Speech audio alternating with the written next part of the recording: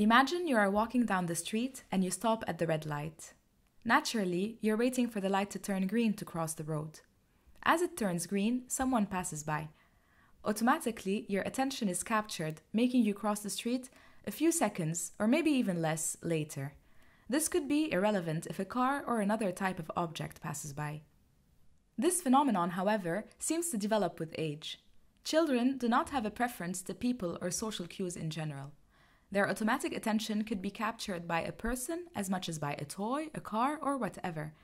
In an attempt to study how faces modulate attention in development, the Neuro-Dev team in the Laboratoire de Neurosciences Cognitives in Marseille first conducted a study using eye tracking. Eye tracking is a technique used to measure the eye position and eye movements. Near-infrared light is directed towards the center of the eyes or the pupils, causing detectable reflections in both the pupil and the cornea. This allows us to detect saccades. Participants of 3 age groups were recruited: 31 children from 8 to 11 years old, 51 adolescents from 12 to 17 years old, and 31 adults from 18 to 22 years old. The instruction given to them is the following. A visual cue will appear at the center of the screen. If it's a green circle, they should look towards the stimulus that will appear at the left or at the right side of the screen. If the visual cue is a red circle, then they should look away from the stimulus that will appear. They saw either a face representing social stimuli, a car representing non-social stimuli, or a meaningless stimulus. We found that only adolescents and adults have more difficulty to look away from a face as compared to another type of stimulus. This means that faces, or social stimuli in general, do not affect attention control in children like in adolescents and adults. This implies that social perception continues to develop after childhood.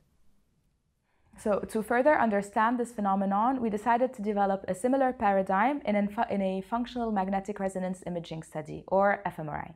fMRI is a technique that is used to study brain activity while measuring the differences that are associated with blood flow.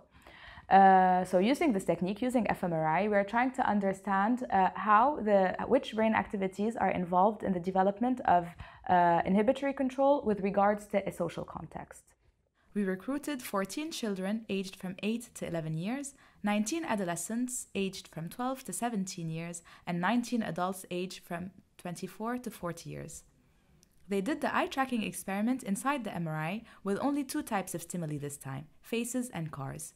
This was chosen for time constraints. With the results from this experiment, as well as other fMRI experiments in progress, the Neuro-Dev team tries to understand the development of social perception with regards to action control, and particularly why adolescence is an important period for development.